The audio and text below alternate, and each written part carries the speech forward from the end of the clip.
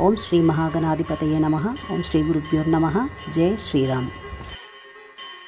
కీర్తిశేషులు బొమ్మకంటి వెంకట సుబ్రహ్మణ్య శాస్త్రి గారు కవిత్రయ రచనకు యథానువాదం చేసిన శ్రీమదాంధ్ర సంపూర్ణ మహాభారతము ఆదిపర్వం 6వ కథ.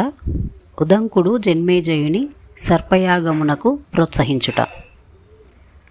తన చక్రవర్తిత్వంపై తక్షశిలలో తలెత్తిన తిరుగుబాటును సమూలంగా తుడిచిపెట్టి తన ఆధిపత్యాన్ని మరింత సుస్థిరం చేసుకుని విజయోత్సవాలతో హస్తినాపురానికి వచ్చాడు జనమేజయ మహారాజు.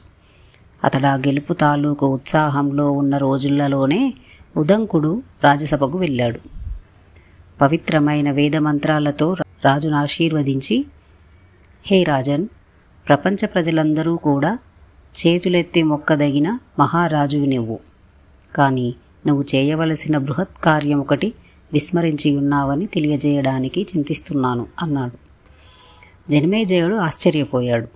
బ్రాహ్మణ, నా చేత విస్మరించబడిన విధి ఏమిటో వెంటనే విశదపరచు. అది ఎటువంటిదైనా సరే నువ్వు సంకోచించవలసిన పని లేదు. విప్రవాంఛను, వేదమూర్తుల ఆజ్ఞను తిరస్కరించనని ప్రతిజ్ఞ చేసి ఉన్నాను నేను. అందువల్ల భూసురుడవైన నీవు నిర్భయంగా ప్రసంగించవచ్చు. జన్మేజయుడలా అనగానే, రాజన్, ఇప్పుడు నేను చెప్పబోయే పని వల్ల నాకొక వీసమెత్తు లాభం ఉన్నమాట నిజమే. అయినప్పటికీ ఇది నీ స్వకార్యమే అని భావించుకో.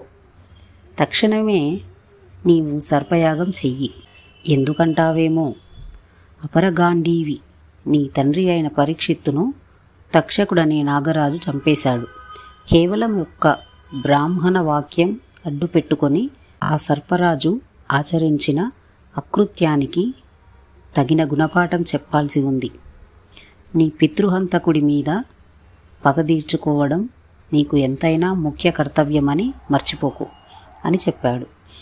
ఉదంకుడు చెప్పింది విని, విప్రవర్య, ఇందులో మీకు వీసమెత్తు లాభం ఉందన్నారు గదా, అది ఏమిటి అని అడిగాడు. ఉదంకుడు తన కథనంతా చెప్పాడు. ఆనాడు తక్షకుడు చేసిన విఘ్నం నాకు మనశ్శాంతి లేకుండా చేస్తోంది.